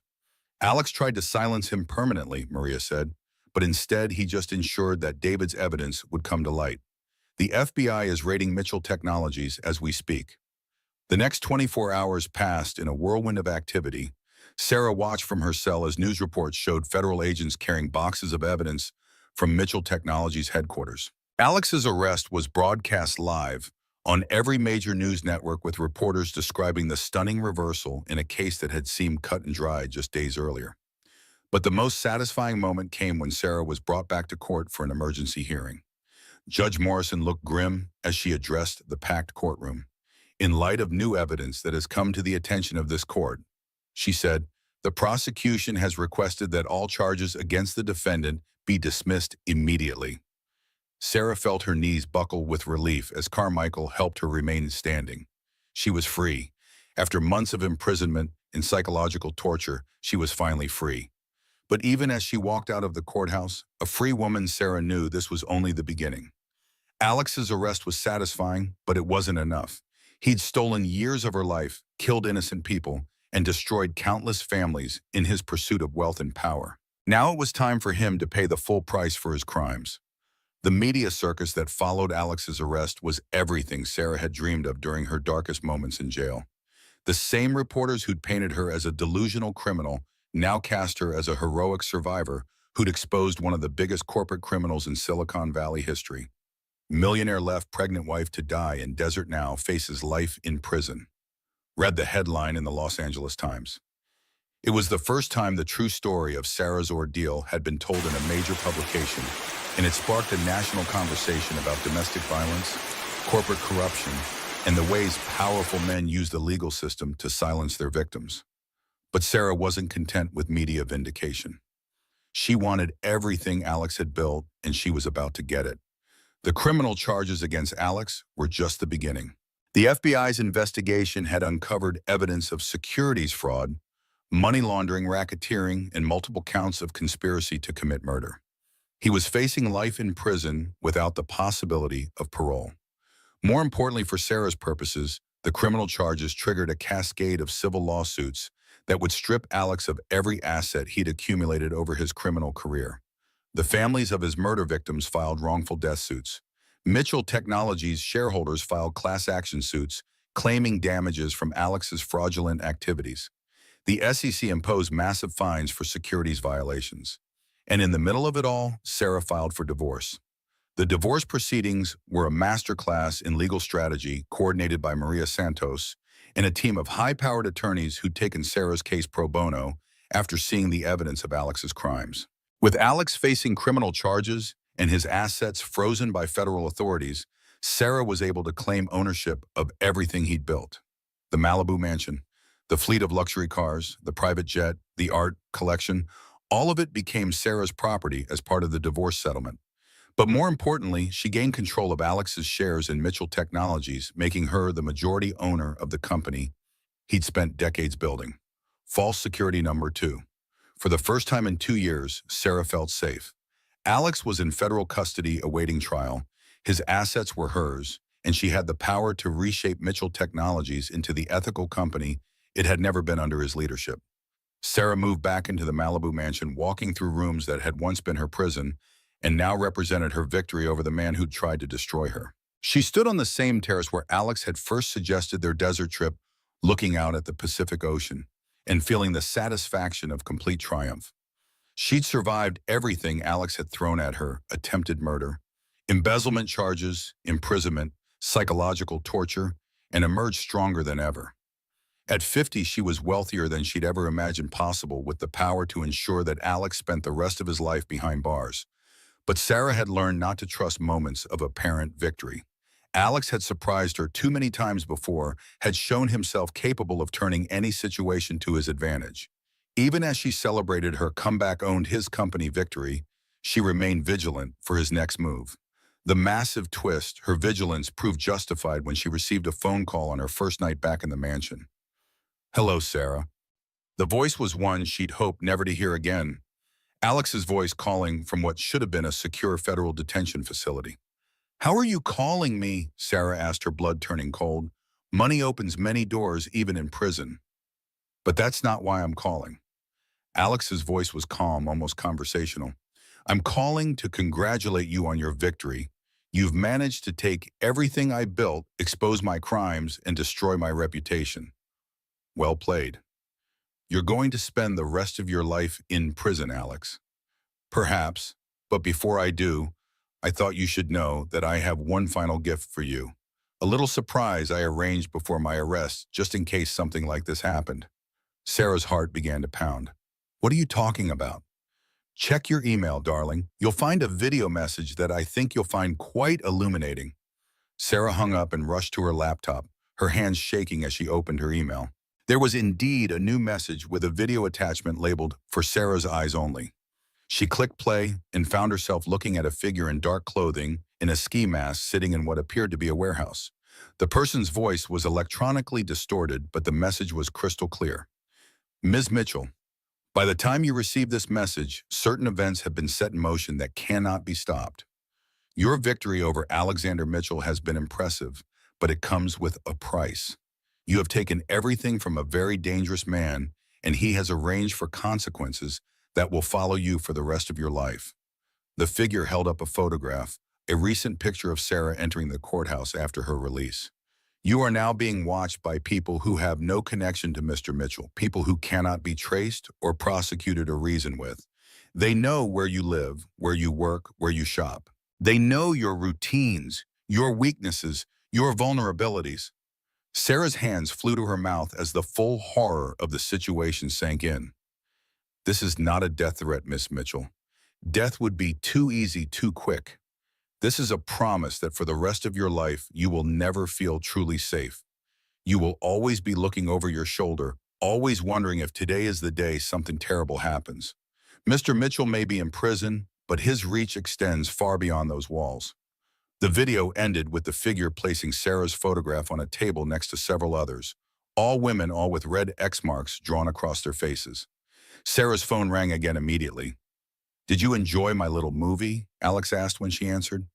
"You're insane." "I'm thorough. You wanted to destroy me, Sarah, and you've succeeded admirably. But I've been planning for this possibility for years." "Did you really think I'd built a criminal empire without making contingency plans?" Sarah realized with growing horror that even from prison, Alex was still in control. He'd arranged for her to spend the rest of her life in fear, never knowing when or how his associates might strike. Her total victory had just been transformed into another form of imprisonment, one that money and lawyers couldn't break. Sarah spent the first week after receiving Alex's video message in a state of paranoid terror, jumping at every shadow and sound. She hired private security, installed state-of-the-art alarm systems, and barely left the mansion except for absolute necessities. But as the days passed without incident, she began to realize that living in fear was exactly what Alex wanted. It was another form of the psychological torture he'd perfected over the years. More importantly, Sarah had learned something crucial from her ordeal. She was stronger than she'd ever imagined possible. The woman who'd once worried about seating arrangements for charity galas had survived attempted murder, false imprisonment, and systematic psychological abuse. If Alex thought he could break her spirit with threats and intimidation, he'd seriously underestimated what she'd become. The transformation began with Sarah's decision to turn Mitchell Technologies into something Alex would hate: a genuinely ethical company that prioritized human rights and environmental responsibility over pure profit. She started by firing every executive who'd been complicit in Alex's crimes, replacing them with leaders who shared her vision of corporate responsibility. The changes were dramatic and immediate. Mitchell Technologies severed all relationships with suppliers who used child labor, implemented industry-leading environmental standards, and established a foundation to help victims of corporate abuse. The company's stock price initially suffered as investors worried about the impact of these changes on profitability, but Sarah didn't care. She had more money than she could spend in 10 lifetimes. What mattered now is using that wealth to prevent other people from suffering as she had. But Sarah's most important ally in her transformation came from an unexpected source: Rebecca Martinez, Alex's first wife, who'd survived his earlier murder attempt. "I saw the news about your victory," Rebecca said when she called Sarah 2 weeks after Alex's arrest. "I have to admit, I never thought anyone would be able to bring him down." "He's not down yet," Sarah replied, thinking about the video message and its implications. "He's still finding ways to hurt people from prison. That's why I'm calling. I've been thinking about our conversation about the other women who didn't survive Alex's attention. I think it's time we made sure their stories were told." Rebecca had been conducting her own investigation since their meeting in San Diego, tracking down families and friends of Alex's other victims. What she discovered was a pattern of violence and intimidation that stretched back over 20 years, a systematic campaign of murder disguised as accidents and suicides. There were at least 12 of them, Rebecca told Sarah during their first strategy meeting at the Malibu mansion. Business partners, journalists, whistleblowers, even a federal investigator who got too close to the truth. Alex has been killing people since his 20s. Working together, Sarah and Rebecca began building cases for each of Alex's victims, using Sarah's resources to hire investigators and forensic experts who could find evidence that had been overlooked or suppressed during the original investigations. It was expensive, time-consuming work, but it served two purposes. It ensured that Alex would face additional murder charges, and it gave Sarah something meaningful to focus on instead of her fear. The breakthrough came when they hired Dr. Elizabeth Warren, a forensic accountant who specialized in tracking financial crimes. Dr. Warren discovered that Alex had been using shell companies and offshore accounts to pay for his murders, a money trail that could be followed and documented with mathematical precision. He made the same mistake many criminals make, Dr. Warren explained during one of their meetings. He got overconfident and sloppy with his record keeping. These payments are all here hidden in legitimate business expenses, but following a clear pattern that corresponds to each victim's death. Armed with this evidence, Sarah and Rebecca went to the FBI with a formal presentation that laid out Alex's crimes in devastating detail. The result was a new federal investigation that added 12 counts of conspiracy to commit murder to Alex's existing charges. But more importantly for Sarah's peace of mind, the investigation revealed the identities of Alex's criminal associates, the people he'd hired to intimidate her from prison. Within 6 months, federal agents had arrested the entire network, eliminating the threat that had been hanging over Sarah's head. The video message, it turned out, had been a final desperate bluff from a man who no longer had the power to hurt anyone. With the immediate threat eliminated, Sarah was free to focus on the larger question of what to do with the rest of her life. At 51, she was enormously wealthy, completely independent, and for the first time since her early 20s, free to make decisions based purely on her own desires rather than someone else's expectations. The answer came to her during a visit to the elementary school where she'd taught before marrying Alex. Walking through the hallways where she'd once inspired young minds, Sarah realized what she truly wanted: to use her resources to help other women who'd found themselves trapped in abusive relationships with powerful men. The Sarah Mitchell Foundation was established 6 months after Alex's final conviction on multiple counts of murder, with an initial endowment of $500 million. The foundation's mission was simple but revolutionary: to provide legal, financial, and security resources to women whose abusers had used wealth and influence to escape justice. Too many women are silenced by men who think money makes them untouchable, Sarah said during the foundation's inaugural press conference. We're going to prove them wrong. The foundation's first major case involved a pharmaceutical heiress whose husband had tried to have her committed to a psychiatric facility after she discovered his company's role in the opioid crisis. The second case involved a tech entrepreneur who'd been systematically poisoned by her business partner. The third involved a federal judge whose ex-husband had been using organized crime connections to threaten her family. Each case followed the same pattern Sarah had experienced: powerful men using their resources to destroy women who threatened their interests. And each case ended with the foundation's intervention turning the tables, giving the victims the tools they needed to fight back effectively. The media dubbed Sarah the Avenging Angel, a title she initially resisted but eventually embraced. She appeared on magazine covers, gave keynote speeches at conferences, and testified before Congress about the need for stronger laws protecting abuse victims from wealthy perpetrators. But the moment Sarah knew she'd truly won came during Alex's sentencing hearing. Sitting in the gallery of the federal courthouse, she watched as Judge Patricia Morrison, the same judge who'd presided over Sarah's trial, sentenced Alex to life in prison without the possibility of parole. "Mr. Mitchell," Judge Morrison said, "you used your wealth and influence to destroy the lives of innocent people. You committed murder, fraud, and conspiracy on a scale that defies comprehension. But perhaps your greatest crime was the systematic abuse of women who trusted you with their lives and their futures."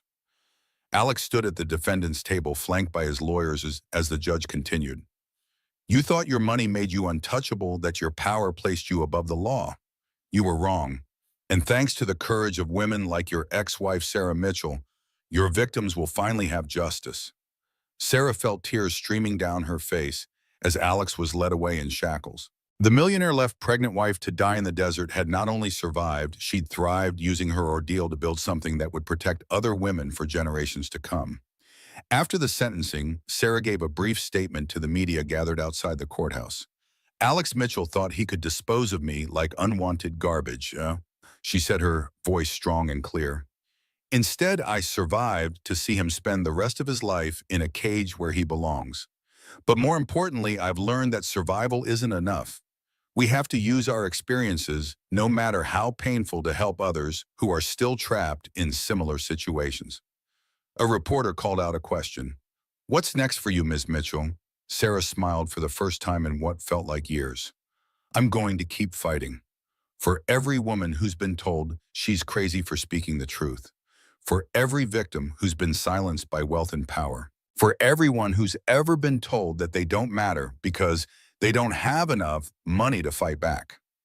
As she walked away from the courthouse, Sarah felt the weight of the past 4 years finally lifting from her shoulders. She'd lost a child, a marriage, and years of her life to Alex's cruelty. But she'd gained something more valuable than anything he'd ever possessed: the knowledge that she was strong enough to survive anything, and the power to ensure that other women would never have to face such ordeals alone. Her comeback owned his company had been just the beginning. Now Sarah owned something far more valuable, a mission that would define the rest of her life and help other victims find their own paths to justice and healing. 2 years after Alex's sentencing, Sarah had built the foundation into a national force for change. With offices in 12 major cities and a staff of over 200 lawyers, investigators, and victim advocates, the Sarah Mitchell Foundation had successfully prosecuted dozens of cases involving wealthy abusers who'd previously thought themselves untouchable. Sarah's personal life had also flourished.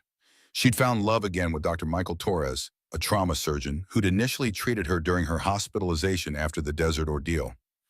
Michael was everything Alex had never been: gentle, supportive, and completely secure in his own accomplishments, without needing to diminish others to feel powerful. "I never thought I'd trust anyone again," Sarah told Rebecca during one of their regular lunch meetings. "But Michael is different. He sees my strength, not my scars." "You deserve happiness," Rebecca replied. "After everything you've been through, you deserve a man who celebrates your power instead of trying to destroy it." Life had settled into a routine that Sarah found deeply satisfying. She split her time between running the foundation, speaking at conferences about domestic violence and corporate accountability, and enjoying her relationship with Michael. At 53, she felt like she'd finally found the balance between professional purpose and personal fulfillment that had eluded her during her marriage to Alex.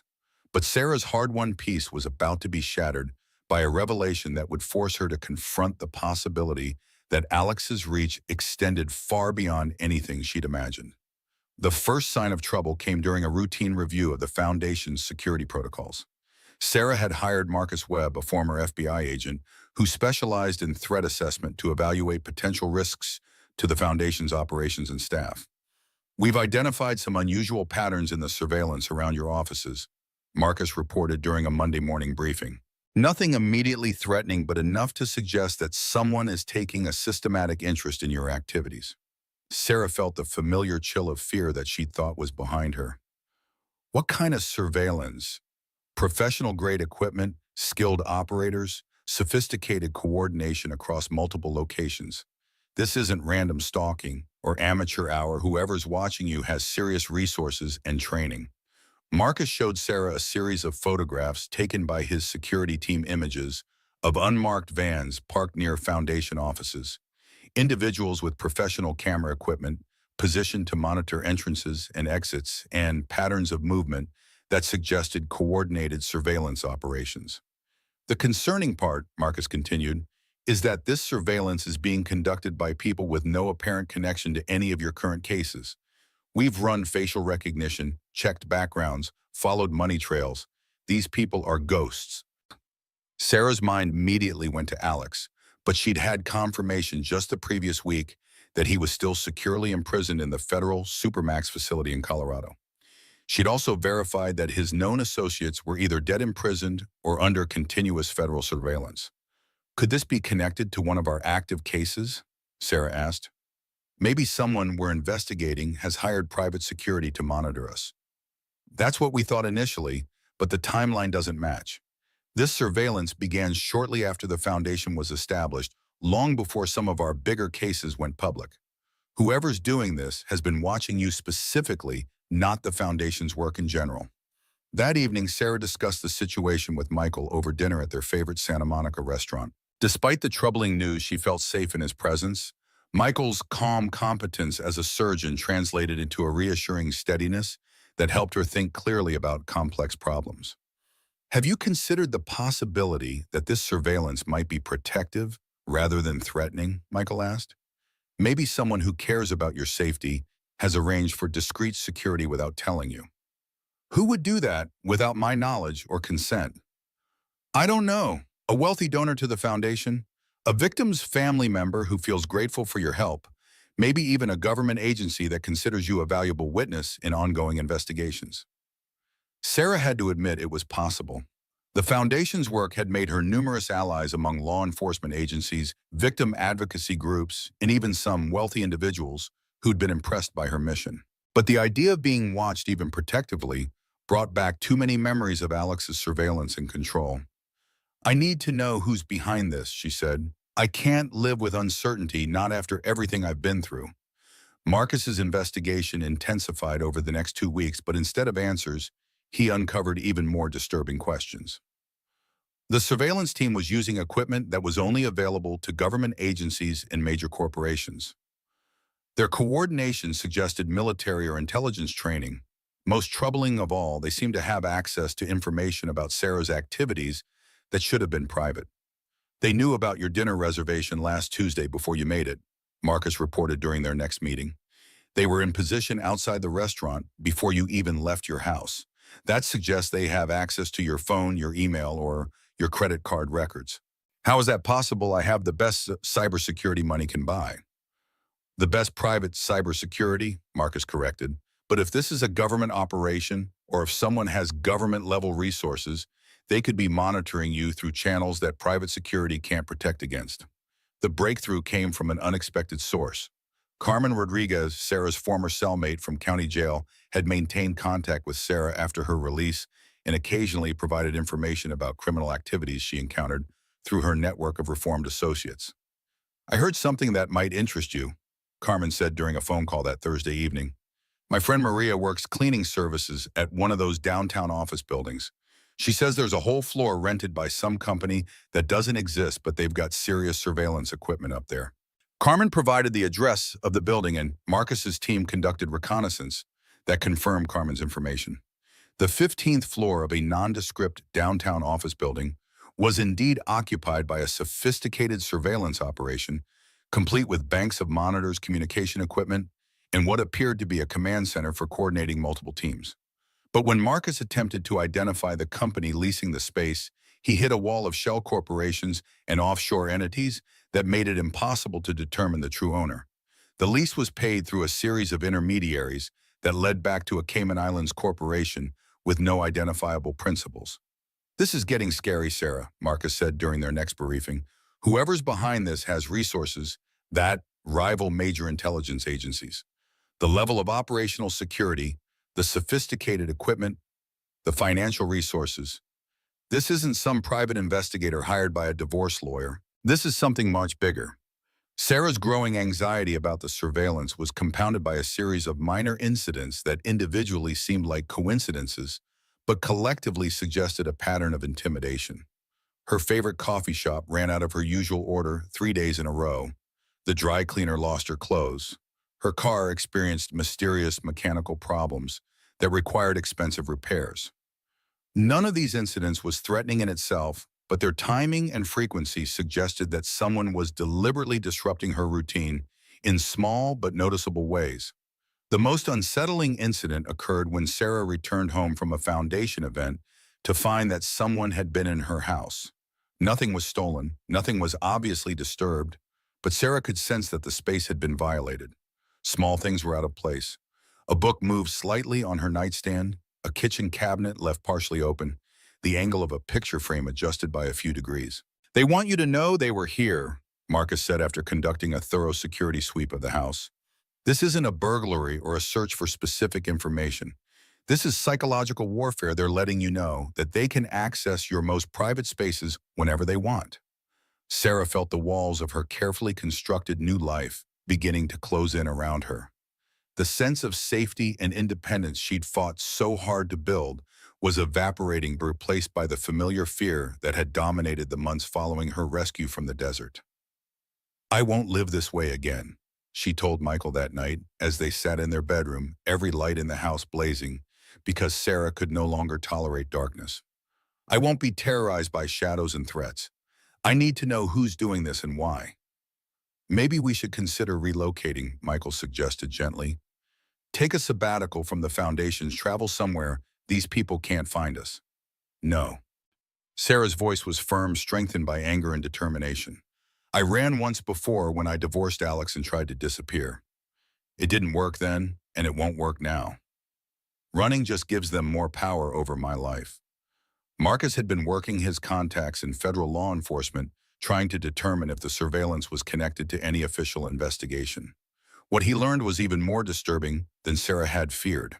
I spoke with my former partner at the Bureau, Marcus reported, during their next meeting. He made some discreet inquiries about surveillance operations targeting you or the Foundation. The official word is that there are no federal agencies monitoring your activities. That's good news, isn't it? Not necessarily. If this surveillance is being conducted without official authorization, it means someone with significant resources is operating outside the law. That's actually more dangerous than legitimate government surveillance because there are no oversight mechanisms or legal constraints on their activities. Sarah felt a chill of recognition. Unauthorized surveillance by people with vast resources operating outside legal constraints. It sounded exactly like the kind of operation Alex would have established to torment his enemies, but Alex was in Supermax prison with no access to phones, computers, or visitors except his lawyers. The federal authorities had assured Sarah that he was completely isolated from the outside world, unless he wasn't. The terrible possibility began to form in Sarah's mind, the possibility that Alex's imprisonment was somehow less secure than everyone believed, that he'd found ways to continue orchestrating attacks on his enemies from behind bars. I need to know exactly what Alex's prison conditions are, Sarah told Marcus. Who he's been in contact with, what communications he's had access to, whether there's any possibility he's been able to coordinate activities outside the prison. That information is closely guarded by the Bureau of Prisons. I can make inquiries, but make them, Sarah interrupted. Whatever it costs, whatever favors you have to call in, I need to know if Alex is still pulling strings from prison. Marcus's investigation into Alex's prison conditions took 3 weeks and required calling in favors from contacts throughout the federal law enforcement community. What he discovered was worse than Sarah's darkest fears. Alex hadn't been completely isolated in Supermax. Through a combination of corruption, legal manipulation, and sheer cunning, he'd managed to maintain limited contact with the outside world. A corrupt guard had been smuggling messages in and out. His lawyers had been used as intermediaries for communications that went far beyond legitimate legal representation. Most damning of all, Alex had apparently been making deals with other high-security prisoners, trading information and resources to build a network that extended throughout the federal prison system. He's been planning this for months, Marcus reported during their emergency meeting. The surveillance, the intimidation, the psychological warfare, it's all being coordinated from his prison cell. He's using his remaining financial resources and criminal connections to systematically destroy your sense of security. Sarah felt the familiar rage building in her chest, the same anger that had sustained her through her desert ordeal and her fight for justice. Alex was still trying to control her life, still using his wealth and criminal connections to terrorize her from behind bars. But this time, Sarah wasn't the frightened, isolated woman she'd been during their marriage. She had resources, allies, and most importantly, she had experience in fighting Alex's psychological warfare. Can we prove it? She asked Marcus. With enough time and resources, yes. But proving it and stopping it are two different things. Even if we expose Alex's prison communications, he's already set things in motion that could continue for years. Sarah stood up from her chair, her decision made. If Alex wanted to continue their war from prison, she was ready to fight. But this time she wouldn't be fighting alone, and she wouldn't be fighting defensively. It was time to end Alex's ability to hurt anyone ever again. Get me a meeting with the warden at his prison, Sarah said, and arrange for a conference call with the U.S. attorney who prosecuted Alex. If he wants to play games from his cell, I'm going to make sure the games have permanent consequences. The millionaire left pregnant wife to die in the desert had survived to become something Alex had never anticipated, a worthy adversary with the resources and determination to fight back against even his most sophisticated attacks. This time, when their war ended, it would be truly over. Sarah's meeting with Warden James Harrison at ADX Florence took place on a cold Tuesday morning in March. The administrative maximum facility was often called the Alcatraz of the Rockies, housing the most dangerous federal prisoners in the country. As Sarah passed through the multiple security checkpoints, she felt a grim satisfaction in knowing that Alex was trapped inside this fortress of concrete and steel. Warden Harrison was a career corrections officer in his early 60s with gray hair and tired eyes that had seen too much human darkness.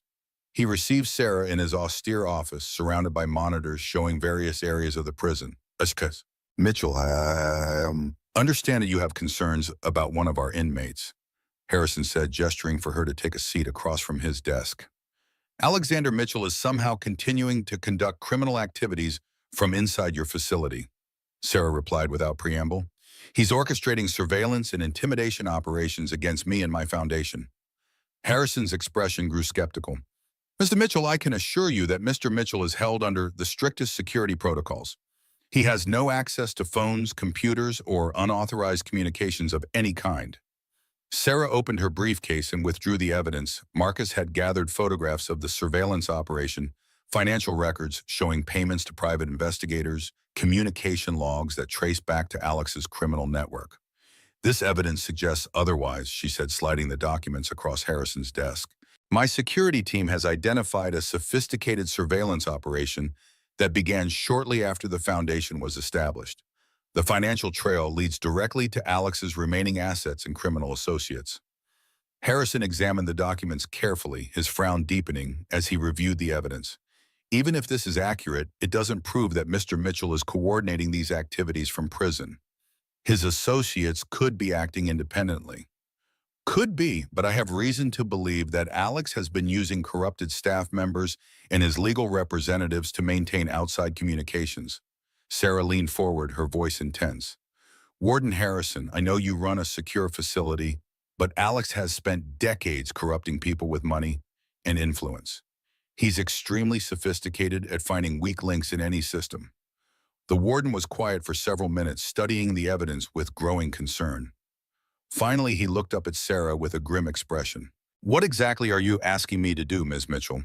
I want Alex placed in complete communications isolation. No visitors except essential legal counsel under strict supervision. No mail in or out except legal documents that are reviewed by federal prosecutors. No contact with other inmates. I want him cut off from every possible channel he might be using to coordinate outside activities. That level of isolation would require approval from the Department of Justice. It's typically reserved for national security threats or cases involving ongoing terrorist activities.